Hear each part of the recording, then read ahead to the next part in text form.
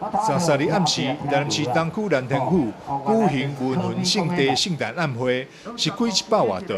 来自各有奖、交背景以及地方人士，拢到场集合。也因为选举要到啊，各阵营的候选人也陆续前来致意。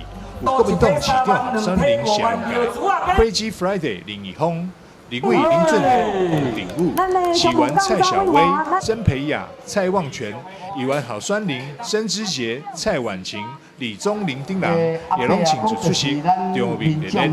恭祝蓝天文明圣地万寿无量万寿，圣寿无疆。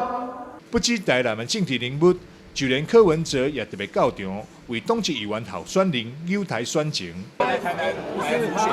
那当然是要这样嘛，这也是责任嘛，是吧？我们既然有6个议员的候选人，还有3个里长的候选人，总是要来帮忙推销嘛。应尽的责任。市长评估你提那个议员的部分提6席，有没有机会民众党在台南？我跟你讲哦，每次被人家问这个题，我都不敢回答。这早上我已经回答过了。其实户数的选举哦，比单一的选举太难预测了。现在那种6席、8席的，跟他说单一席次比较好预测，看民调就知道。那种户数选举太难预测了，所以我们只能尽力了。所以没有就民调部分，市长有没有评估台南6席的部分有没有，比如做几望几？没有了。我跟你讲这个反正努力到最后1秒就是了。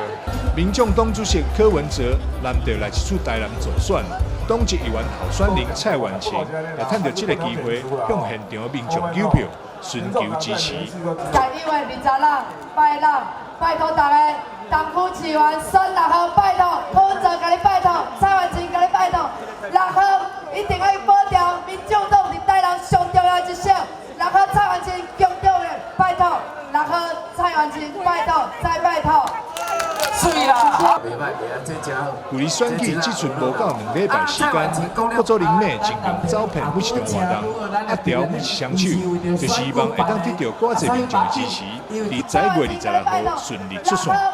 但是文章说为采访不得。